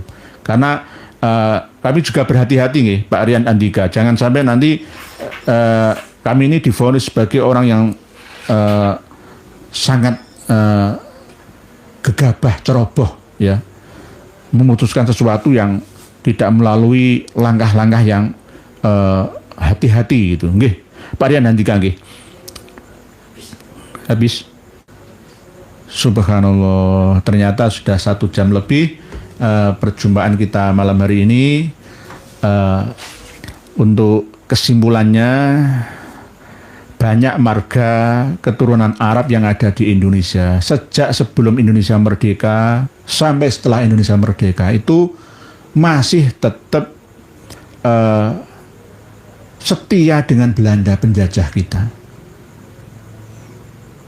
Tidak hanya Mufti Batavia saja, tidak hanya yang bergabung dalam Partai Komunis saja, tidak, tetapi juga dari berbagai macam kalangan dari mereka, tidak hanya dari Ba'alawi saja, bahkan begitu juga ada yang dari non Ba'alawi, semisal Al-Amudi, Bajeber, Marta, ya, begitu juga Bin Sungkar, ya. Jadi kita harus berhati-hati. Islam di Indonesia ini banyak diwarnai oleh keturunan Arab Hadrami yang akhirnya justru malah merusak citra rasa Nusantara ini. Bukan berarti kita benci Arab, tidak. Arab asli tidak seperti itu. Ini Arab yang kurang ajar di negeri orang. Kalau kita melihat sejarah Wahabi di Indonesia, ya, Abu Bakar Ba'asyir. Marga Ba'asyir itu dari mana? Ya, Abdullah bin Sungkar. Sungkar itu dari mana?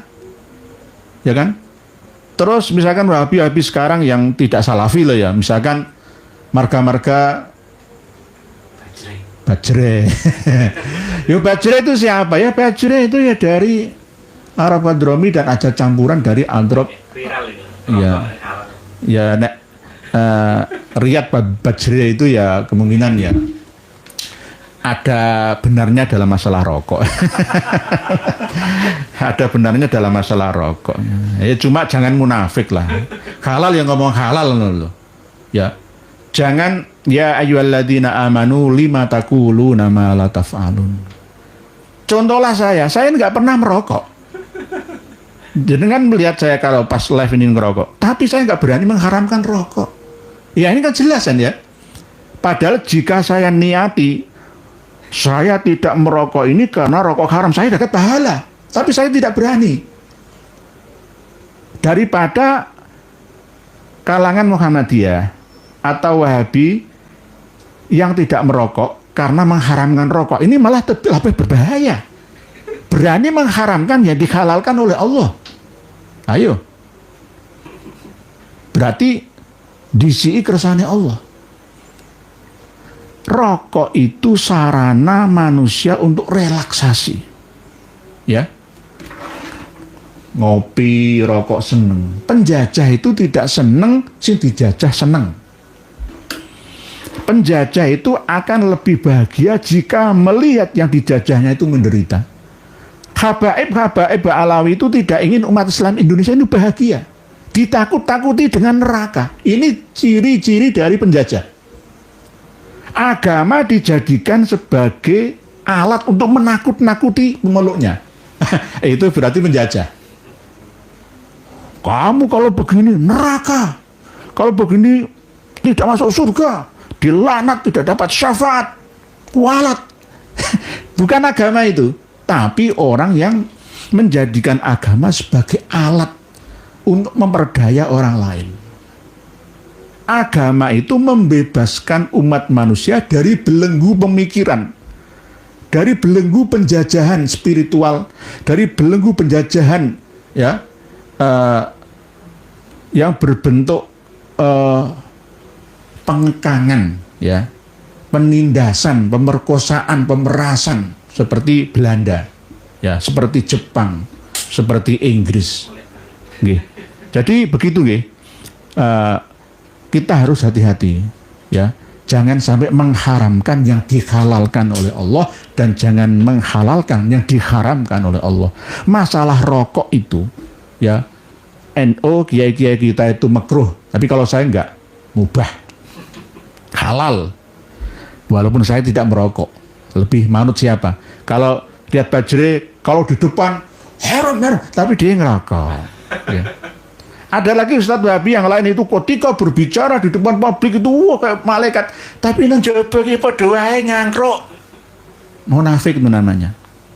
Kelihatannya. Lah wong kadang-kadang imami nggawa HP kok. Imami ku nggawa HP. Bismillahirrahmanirrahim lali.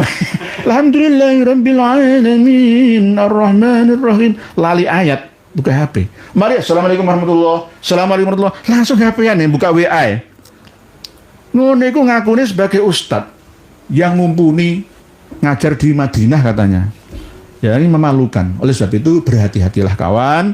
Nggih, termasuk diantaranya ini ada Abdullah Al-Amudi, mata-mata diangkat oleh Belanda untuk mencari pejuang-pejuang kita sampai dirampas senjata-senjata leluhur kita yang berjuang di Surabaya. Begitu juga Sultan Hamid II. Tidak hanya itu, dari marga-marga yang lain juga sama. Nih, ada yang loyalis, ya, nasionalis, tapi tidak banyak, tidak banyak. Demikian pertemuan kita malam hari ini. Semoga sedikit ini banyak manfaatnya. Mohon maaf atas segala kekurangan yang kami sengaja ataupun yang tidak kami sengaja. Selamat menjalankan ibadah puasa tahun 1442 Hijriah. Semoga sampai tuntas di akhir bulan, sampai hari raya, sampai merdeka semua. Mari kita tetap mengaji bersama sebagai bukti tadarusan kita yang sudah kelas-kelas dewasa dan tua. Demikian, wallahu a'lam bishawab. Wal afu minkum. Wassalamualaikum warahmatullahi wabarakatuh.